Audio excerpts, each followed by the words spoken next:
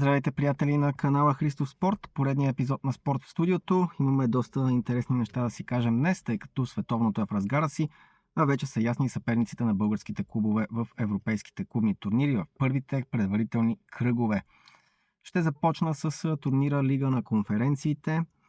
Ако съдържанието, което правя тук ви харесва, абонирайте се за канала, натиснете камбанката, за да не пропускате ново видео.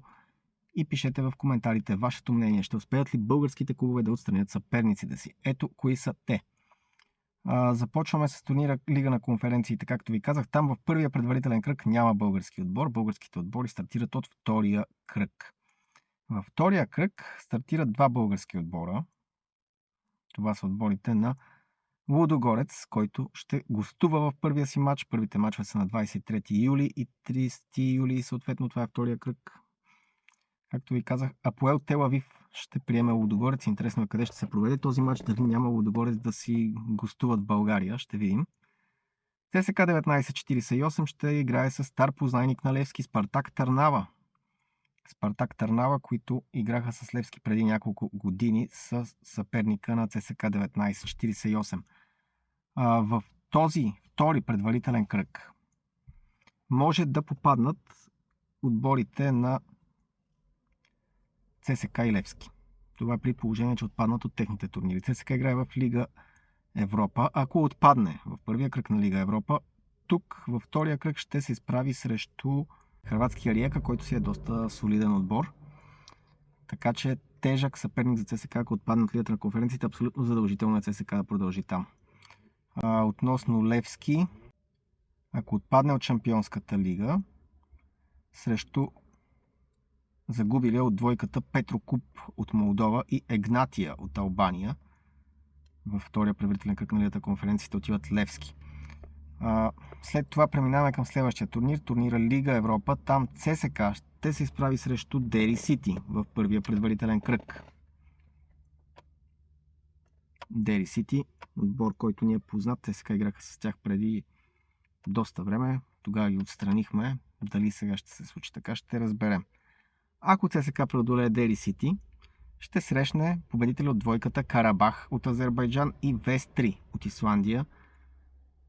За никой не е тайна, че Карабах е абсолютният фаворит тук. Той ще бъде фаворит и срещу ЦСК, защото Карабах от 2015 насам мисля, че нямат пропусната групова фаза на европейски клубни турнири. Играят или в Лига Европа, или в Шампионската лига, или в Лигата на конференциите, но винаги участват в групите.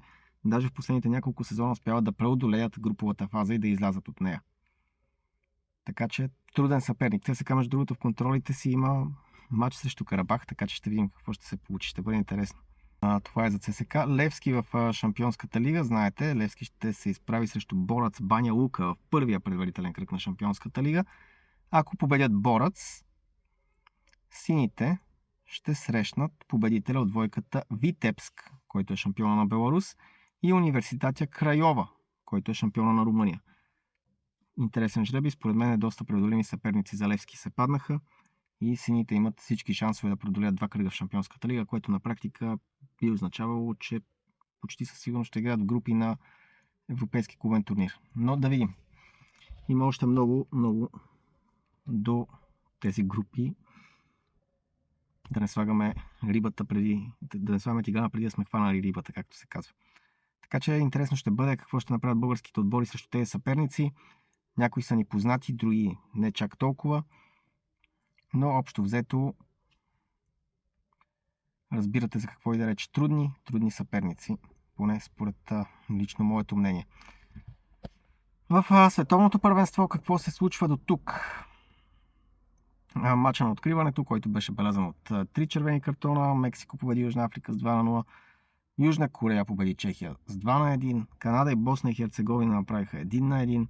Щатите започнаха ударно 4-1 срещу Парагвай. Много равенства и то доста равенства 1-1. Катар, Швейцария 1-1. Бразилия стръгна с 1-1 срещу Марокко. Там изгря една млада звезда на мароканския футбол, която видяхме. Иначе бразилците много трудно начало. Не бих казал, че беше много лесно началото на Шотландия, които се очакваше да разгромят Хаити, но само 1-0 за шотландците, така че темата за това дали тези отбори като Хаити, Кюрасао и така нататък трябва да са на световното първенство остава отворена, тъй като Хаити затрудниха Шотландия само 1-0. В същото време Германия разби Кюрасао с 7-1, така че тук подкрепата на обратната теория, че отбора на Кюрасао примерно няма място изглежда на това световно първенство. Австралия победи Турция с 2-0, което за мен е малко изненадващо. Явно австралийците имат доста солиден тим. Холандия и Япония направиха 2-2. Кот д'Ивуар победи Еквадор с 1-0. Добро начало за Кот д'Ивуар. Швеция разби Тунис с 5-1. Там имаше един интересен сегмент. Човека Ясин Аяри, който вкара головете за Швеция, се оказа, че всъщност баща му е тунизиец, доколкото разбрах. И е имал желание да играе за Тунис, но баща му е предпочел да играе за Швеция. И така Аяри дори не се израдва, вкара 2 гола на Тунис за тази разгромна победа с 5-1, но дори не се израдва при головете, тъй като все пак вкарва на страната на баща му. От една страна на собствената си страна, тъй като той е толкова швед, колкото